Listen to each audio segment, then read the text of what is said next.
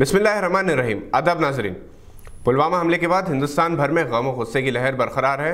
हिंदुस्तान ने पाकिस्तान के खिलाफ सख्त इक़दाम करते हुए वहां से इंपोर्ट होने वाली तमाम अशिया पर टैक्स को दुगना कर दिया है। क्रिकेट क्लब ऑफ इंडिया ने पाकिस्तानी खिलाड़ियों की तस्वीर को ढांक दिया है। टी सीरीज ने राहत फ़तेह अली खान और आतिफ असलम के नगमों को यूट्यूब से हटा लिया। हिंदुस्तानी फिल्म डबल धमाल अब पाकिस्तान में रिलीज़ नहीं होगी। पाकिस्तानी फनकारों पर भी हिंदुस्तान में पाबंदी का मुतालबा किया जा रहा है। वैसे भी एक अरसे से खिलाड़ियों और फनकारों पर पाबंदी है।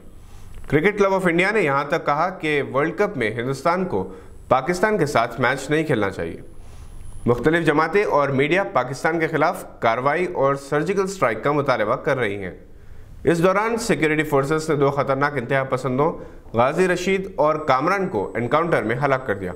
समझा जाता है कि पुलवामा हमले का जिम्मेदार आदिल को कामरान के जरिए दहशतगर्दी कैंप में लाया गया था और गाजी रशीद ने इसे ट्रेन किया था।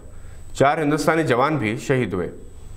इन पुरअशुभ हालात के पस मंज़र में सऊदी अरब के प्रिंस मोहम्मद बिन सलमान एक दिन की ताख़ीर से पाकिस्तान पहुंचे और इन्होंने माली तौर पर खल्लाश पाकिस्तान के साथ $20 बिलियन के माहदे तय किए।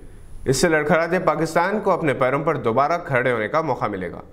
प्रिंस ने पाकिस्तान को अपना करीबी दोस्त मुल्क करार दिया। इन्होंने पाकिस्तान की दरख्वास्त पर सऊदी जेलों में कैद 2170 कैदियों को फौरी रिहा कर देने का हुक्म दिया। प्रिंस सलमान मंगल 19 फरवरी को हिंदुस्तान का दौरा कर रहे हैं। इन्होंने पुलवामा हमले की मजम्मत करते हुए हिंदुस्तान के साथ यगानियत का इजहार किया था। समझा जाता है कि प्रिंस और वज़ीर आज़म मिस्टर नरेंद्र मोदी दहशतगर्दी से मुकाबले के लिए मुश्तरका तौर पर ऐलानात करेंगे। सऊदी अरब के सफ़ीर डॉक्टर सऊद मोहम्मद अल साती ने कहा कि प्रिंस का दौरा हिंद एक तारीखी मौका होगा दोनों के ताल्लुकात के इस्तेहकाम के लिए।